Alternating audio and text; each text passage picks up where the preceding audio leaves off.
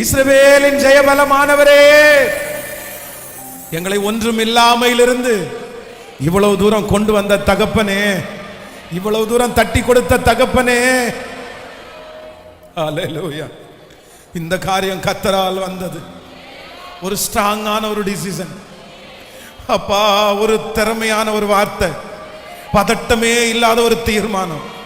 அப்படிப்பட்ட ஒரு அபிஷேகத்தை சீக்கிரமா எங்களுக்கு கொடுத்து வெகு சீக்கிரத்தில் எங்க பிள்ளைங்க ஒரு பத்திரிகை அடிச்சு அதுல இந்த காரியம் கர்த்தரால் வந்துச்சு. ஒரு வீடு கட்டி அது கர்த்தரால் வந்துச்சு. ஒரு தொழிலை ஆரம்பிச்சு இது கர்த்தரால் வந்துச்சு.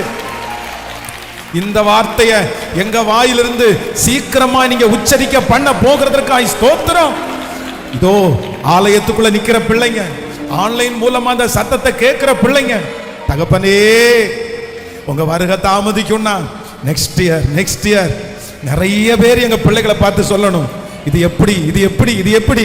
உடனே எங்க பிள்ளைங்க வார்த்தை சொல்லணும், இது கர்த்தரால் ஆயிற்று, இந்த காரியம் கர்த்தரால் வந்துச்சு, இந்த காரியம் கர்த்தரால் வந்துச்சு, இந்த உயர்வு கர்த்தரால் வந்துச்சு, இந்த மகிமை கர்த்தரால் வந்துச்சு, இந்த அங்கீகாரம் கர்த்தரால் வந்துச்சு, இந்த சுகம் கர்த்தரால் வந்துச்சு. இந்த வார்த்தையை சொல்ல போகிறதற்காக ஸ்தோத்திரம்ப்பா. உங்க ரத்தத்தை உங்க பிள்ளைங்க எல்லாரும் மேலையும் தெளிக்கிறேன் ஆண்டவரே. இன்னும் எங்களுக்கு 5 days தான்ப்பா. அதை முடிக்கும் போது ஒரு பெரிய மகிமையை நாங்க பார்க்கட்டும். நாளைக்கு நடக்கிற உபவாச ஜெபத்தில் உடைய மகிமையை நாங்க பார்க்கட்டும். உங்க பாதத்தை முத்தம் செய்கிறோம். இயேசுவின் மூலம் ஜெபம் எடுக்கிறோம் நல்ல பிதாவே.